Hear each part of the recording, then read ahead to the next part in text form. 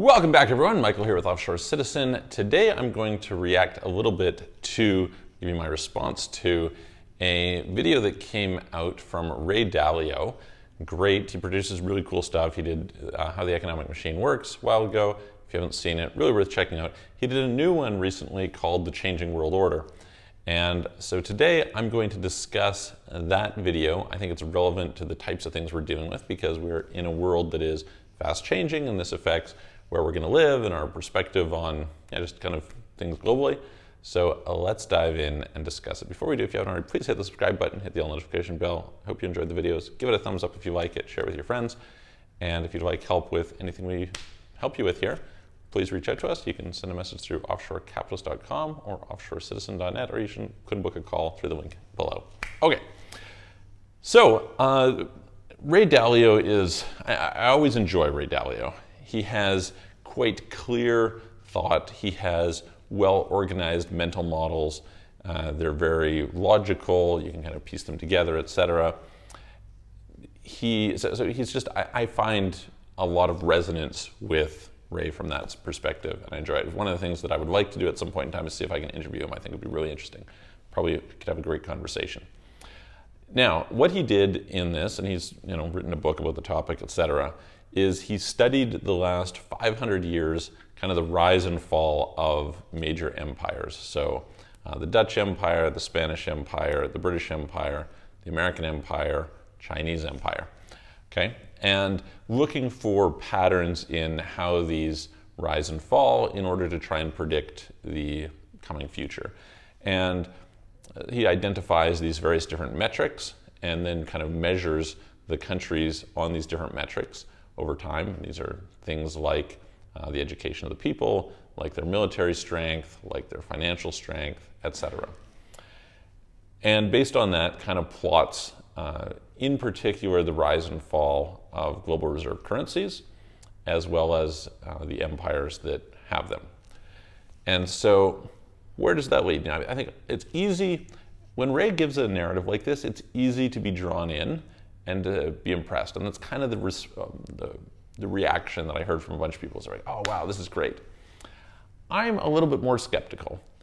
I think there's an interesting framing problem. So for those of you who aren't familiar, the framing bias is the tendency to see something based on the subset of data that you chose to look at rather than necessarily the total data. So this is really common in looking at charts in investing. If you look at, say, the last 10 years, you might see some indicator that looks really reliable, but you expand it to 20 years and you discover it's not. A good example of this at the moment is if you look at markets over the last 2 years, especially the last, let's call it 18 months, what you'll see is that the tech sector is way down. You might say it's cheap, right? I mean, prices are in some cases 50 to 80% down from their highs. So you're buying low, right? Well, if you go back a while, you see that it's actually quite high by historicals, and that was a historical anomaly that things were up. And so it's maybe not as cheap as you might have considered. Some of them are, but a lot of them are not. So this is this framing problem. And so the first question to Ray is, why only 500 years? Why not 1,000 years? Why not 2,000 years? What's different in those 500 years? Now, the interesting thing here is that a bunch of the concepts he's talking about kind of didn't exist pre-500 years ago, all right? You didn't have really this global reserve currency thing going on. I mean, it's questionable even the extent to which it existed in some of the previous times, but definitely we were in somewhat of a different state in the last 500 years than we were, say, during the Dark Ages, for example, right? So when you consider that, it casts some doubt on the certainty of the data set that he's drawing on. There's something that can be said for when you have a small enough data set, you can really easily be fooled by randomness.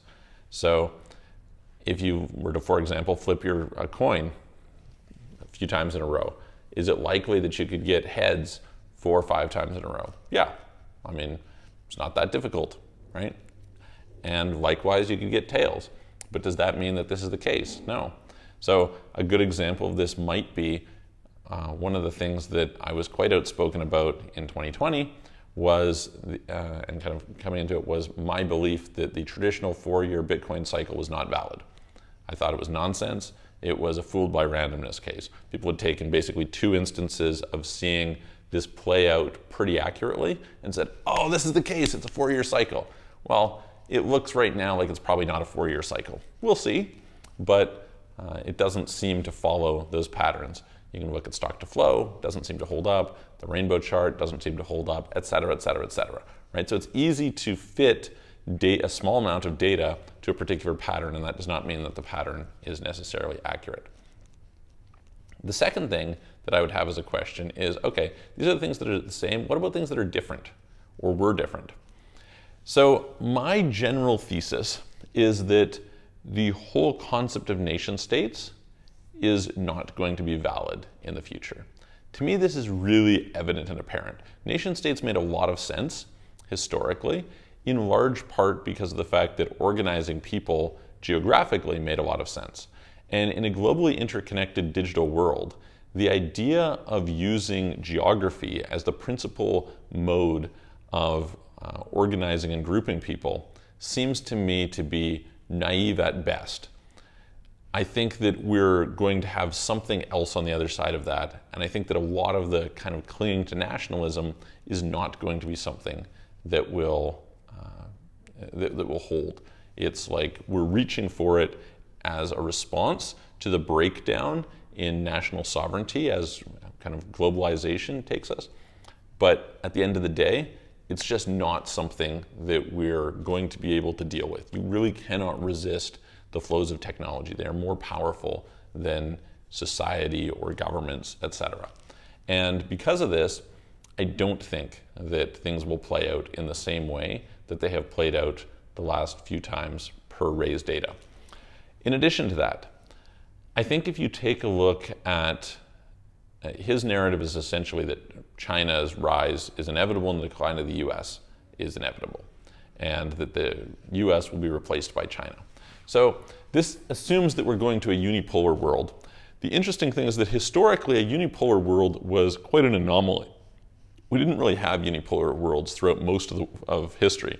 It's even arguable that, in his narrative of, the Dutch and the Spanish and the British, I mean, how much, say, the Dutch were dominant and kind of a unipolar existence? Questionable. Even if you look at the British, right? The British and the French for a bunch of that time had a pretty solid rivalry, and so on and so forth.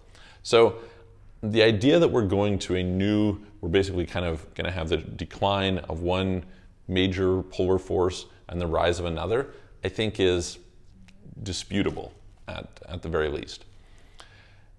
The other thing about it is, I think if you look at the willingness of the world to embrace the subsequent regime, there was a general concept that that regime, that empire, that whatever you want to call it, had something that made it attractive and trustworthy.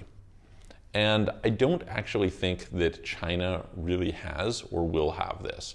Although I do think that it's true that the breakdown in trust in the US is a likely thing. I mean, over a long enough period of time, everything will fail. This will go for empires, this will go for currencies, etc. And so, will the US ultimately have a demise? Yes, of course, for sure they will. How long will that take? Much more questionable. I'm going to talk about this in a second. But does that inherently mean that the one that will rise will be China? That's a little bit more of a tough question. And I think it is pretty unlikely that China will take the place on the global stage that the US does, in part purely because of the way that China is, and purely because of this kind of jostling in the world between kind of like, what would you call it, like techno-dictatorships and kind of decentralization. I think that it's going to be very hard to have the world embrace this when there's so much pressure for this. Not to say that it won't be a presence, but the same presence I think is quite unlikely. And the whole incentive structure in the world has changed due to the information age. So That would be, I'm much less bullish on China than Ray is. Now, what about timelines? Ray talks about essentially that it takes around 20 years, 10 years, 20 years, something like that. Things will go down a lot quicker than people might think. This realistically puts you with the US being in the minority position by 2040-ish. I don't think that that's entirely impossible. I think that certainly could happen. I think that you could see the decline, in particular in the reserve status of the dollar, happening much more quickly than people think, or at least than some people think, but probably longer than others do. So in other words, do I think that we're going to face hyperinflation this year? No, not at all. I've lots of talks on and lots of videos on inflation and how that works, etc. That's not a concern to me. Or is it likely that the dollar is going to collapse in the next year? No, I don't think so. Is it possible that the dollar decreases in its global reserve status and other assets enter into the basket, pretty dramatically changing it over the next 10 years? Yeah, I think that's possible. Is it probable that it would happen in the next 20 years? Yeah, I think it's probable. I think it's probable that we will have some new mix of global reserve currencies within the next 20 years. That's probably a fair guesstimate. And so what does this mean for you? What does this mean for us? Well, one of the things that I think is really interesting is how the traditional borders and security, et cetera, and countries in the world are shifting. So you see some are more open, some are more closed. Some of the areas that were maybe traditionally stable are less so. And so the interesting question to ask is, well, where is stable? And I'm going to suggest a couple places that maybe would not traditionally be ones that people would look at. And I'm not necessarily saying that you should move there, not necessarily saying that these are places that are, strong or whatever. But what they are a statement to me about is countries that cannot be bullied around. So they're kind of non-correlated from the rest of the world. And I think the two major ones that I find interesting are India and Mexico. So nobody's talking about India. Don't hear anybody saying, hey, listen, India is a place that's, got this strength. I'm not talking about geopolitically. Obviously, geopolitically and in terms of the economy, I mean, there's 1.4 billion people. The population is rising. You've got, industrialization coming in. Yes, there's tons of problems. There's problems with water, and there's problems with food and starvation and poverty and disease and sanitation, all these things, right? That's not what I'm saying. What I'm saying is, in the global geopolitical scheme of things, what are the places that are going to be bullied? Okay, so what we're seeing right now in the world is that principally kind of the Western developed world is kind of ganged up against Russia. Okay, fair enough. Russia is a pretty insignificant economy in the global stage. It's a smaller economy than Spain, for some context. And Spain is not the biggest in Europe, so, not very big. On the other hand, could the global community do the same thing to China? Absolutely not. Impossible. Literally impossible. Simply because they're too dependent on China for resources. So there is something to be said that we live in, whether you like it or not, a highly globally interconnected world, and we're dependent on various different countries for various different things, and this puts us in a given negotiating position. Okay? So China's in a radically different position than Russia is, which might, support Ray's thesis. Now, on the flip side, there's a lot of smaller countries who increasingly are feeling the brunt of bullying. Okay? So I'm in UAE. UAE was recently added to the gray list by the Financial Action Task Force. You've got countries like Switzerland, traditionally neutral, sided with the EU. You've got places like Singapore, pretty neutral place, sided with kind of the global Western community, et cetera, et cetera. You're seeing a lot of pressure on tax havens, obviously, Caribbean islands, et cetera. These guys can all be bullied, right? They can all be bullied, and increasingly what you have is you have this kind of cartel of a certain set of countries that are pushing their agenda, moving things forward, and trying to make it go one way or the other. Now, does this in fact mean that those countries will give in? No, not necessarily, but it's really hard for them to resist, right? You're talking about an enormous percentage of the world's GDP, of the world's resources, the world's trade, the world's, all this stuff that is directed at some of these countries. And so it's tough for them to kind of like fight back, okay? So probably you're going to have a degree of bullying. You're not going to have the same autonomy that you had historically. So whereas Singapore was a really great hub for being able to navigate between the West and China, similar thing with Hong Kong, etc., there's a reasonable chance that that isn't the case going forward for a lot of these smaller countries. And so then the question becomes, well, where are the places that you can go that you can seek a non-correlated environment? Not saying this should be your principal environment, not saying that you should go and live there or whatever, but that are going to be non-correlated to, and yet strong enough to maintain their non-correlation, right? And to me, two that really stand out are India and Mexico. So let's quickly talk about why, and then we'll finish up there. So the world, in particular the Western world, views China as a threat and wants to kind of somewhat isolate China. Unfortunately, they're incredibly dependent on China. And so they need to look at alternatives. Now, this is to some extent bringing insourcing into the US, right? Onshoring manufacturing and stuff like that. It will take years, decades to realign global supply chains and manufacturing, et cetera.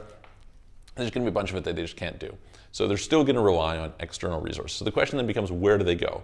And one of the key areas that they're looking to, and they will continue to look to, is India. There's just not enough resources, not enough human capital, et cetera, in a bunch of places, or else the infrastructure isn't there, it's not organized enough, et cetera, et cetera. So India is a key strategic player. Because of this, the US and Europe cannot afford to isolate India. So they could not treat India the same way as Russia, not because of the fact that India's economy is not on the scale of China, but because they need to rely on India as a counterpoint to China. Okay? So I think that makes it a very interesting non-correlated place, possibly for investment, possibly to, we'll see what, but I think it's an interesting place. The second one is Mexico for basically the same reasons, right? Again, small economy, not necessarily big in that regard, but you've got a place where a lot of manufacturing for the US is based out of, say in terms of automobiles, et cetera. I own a company that we buy vehicles and ship them around the world and things like this. And that is one of the places where manufacturing is taking place. It's one of the alternatives to China that the US is looking at. And so it's significant enough, it's sufficiently kind of separate that it's an interesting place to be making some non-correlated investment. Again, should you live there? I mean, some people are loving living there, so that's a whole other thing. But I think as we think about global diversification and where we should put assets, where we should plant flags, where we should, all this sort of thing, we want to be thinking about not just is it diversified, not only is it non-correlated, but it has the resilience not to give in to some of the pressures that you see in a bunch of other areas of the world. And so for me, those two are interesting. Some of the ones that people obviously would probably throw onto the list as well. They've mentioned Brazil. You could make the argument for Brazil. It's a large economy, or it's a large population base anyway, a lot of resources, et cetera. Traditionally more self-contained, but I think not as strong as Mexico and India, principally because the global reliance, in particular reliance from the West, and in particular the US, is not as great with Brazil. So that's kind of my argument there. I would love to hear what you guys have to say. Tell me what you think about Ray Dalio and his changing world order. What do you see for the future? And I will see you on the next video.